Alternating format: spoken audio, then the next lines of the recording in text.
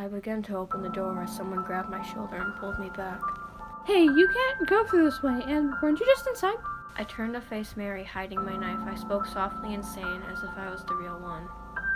Oh, sorry. I just thought I could quickly come catch some fresh air. It is quite beautiful outside. I walked towards the side of the building. Okay, but how'd you get back here? Skipped, what do you think? I waited as she turned away and her guard was down. Then I dashed behind her and stabbed her straight in the side, then threw her to the wall. Her head hit the wall hard, knocking her out. She fell. I bet she didn't see that coming. I laughed, not knowing that me being sane wasn't a choice. I wiped my knife off of Mary's skirt, then entered the restaurant, hiding the knife in my pants pocket. As soon as I sat up, I climbed out of the booth, running out the door. Is this real? I wish this was all a dream! I ran in the direction of Terrence's house, nearly tripping over everything because of my terror. I'm fully aware that was a fight or flight, but I'm also aware that I'd lose, and whatever she needs from me, she will take. My lungs gave out, but I continued running, the wind nearly tearing me the other way. I saw as Abby ran out of the building as I walked into view. She was scared shitless, if not worse. Seeing her nearly gave me a satisfied feeling. I didn't have to worry, since I was the wolf and she was the sheep. I walked out of the building, watching her run towards Terrence's house. After giving her a head start, I started darting in the same direction she was going in, leaving a cloud of dust behind me. Minutes later, I felt like passing out, tripping on every little stick or stone in my way. I'm almost there. Looking up, I could see Terrence's trailer in the distance. My body started collapsing. I felt unable to move. This wasn't restlessness. My body just didn't want to function anymore. I turned to see my lookalike sprinting towards me. Her smile widened, so big that it wrapped around her head. My legs grew numb, and I tripped over my own feet. I caught myself with my hands, but I couldn't get back up. I looked back with the imposter walking towards me now. I noticed needle-like things that sort of looked like darts in my legs. Clearly, these were the reasons my legs went numb. The weird thing is, you would have thought that I would have felt it impale me, but I didn't. I started to try crawling, but was stopped by her putting her foot on me. Who are you? I struggled to say as she put pressure on my back, seeming to crush my ribs. I thought you'd understand this process by now, but clearly your delicate mind can't figure this out yet. She pushed down harder, pulling a sharp pocket knife out of her pants pocket. I know you're from a different AU and you're a different version of me, but why are you doing this then? I flipped onto my back, moving her foot off me, gasping for the slightest breath of air. Why am I doing this? Well, ever since my world blew the hell out, we couldn't be pussies anymore. And now, for the longest time, I've gone AU to AU, killing people who I didn't find important or strong, until I came upon this world. Then, I started having issues. As I tried to sit up and speak again, she kicked me in the side, right in the ribs. She did it again and again, until I fell back down, unable to hold myself up. I held my side, trying to brace the pain. Listen, Abby, I've killed thousands of you and laughed about it.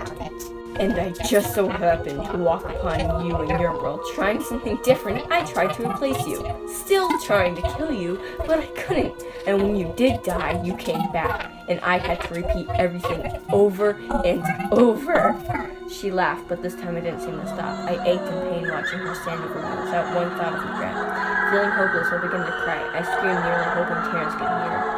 His trailer was only a little further out of the forest, so I prayed he could somewhat hear me. I realized, though, that was the reason I would die.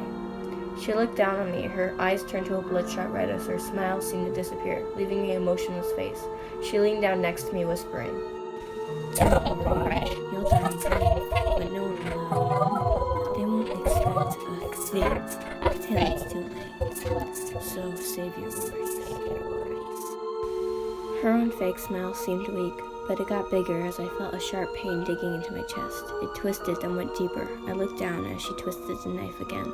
I screamed and screamed. The blood-curdling sound filled my ears, and my lungs stopped. Then my vocal cords burst. My body collapsed. I looked back at her gleaming smile. It made me want to puke.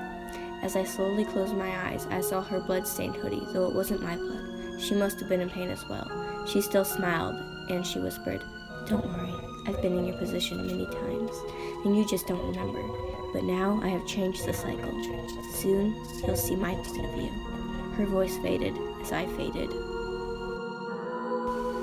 I dragged her body behind some bushes. The knife was still lodged in her chest. Her hoodie, along with my own, are now drenched in blood. I did it. It's done. This maze of reoccurring events is over. I smiled, holding the wound on my chest, as my hand tried to seal the deep, thick cut so I would stop bleeding. The blood trickled down my hand. I looked down. I win. I bent down onto my knees. I laughed until I couldn't control it. I saw Terrence in the distance, running out of his trailer towards me. It's over. I win. And now I breathe the air that you cannot. Only the sane would think of this as brutal or demented, but this is what I call victory. I do this for a living, and yet come here, and then I no longer can. Until now, because now everything is different, and there's so many more endings. I looked up as I saw panic. Terrence was panicked. He helped me up, and now I realized that was her, and nobody would know. I put on her reflection, her attitude, her voice, her perfection. Are you okay? What happened? Is that a stab wound? His stress and panic startled me as I didn't expect such remorse towards a small problem. I'm sure that the stab wound will heal. It's not that bad. I'd lied, trying to sound honest, so maybe he'd calm down. Stop laughing. Come on, we're getting you to a hospital. He began to freak out even more, so I just nodded my head. We began to walk towards the house as he picked up his phone and called 911.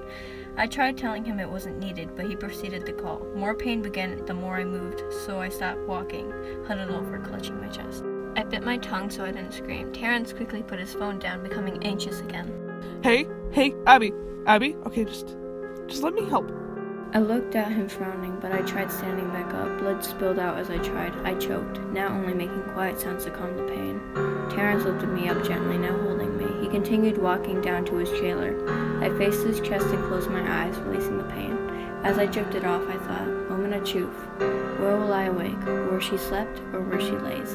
Too bad this was never a dream to begin, only a nightmare that never ends. I weakly smiled, enduring what one may call deep sleep, or maybe I just lost much blood. Either way, I'm not dead. I don't die. I come back, just like her, though I remember, time by time.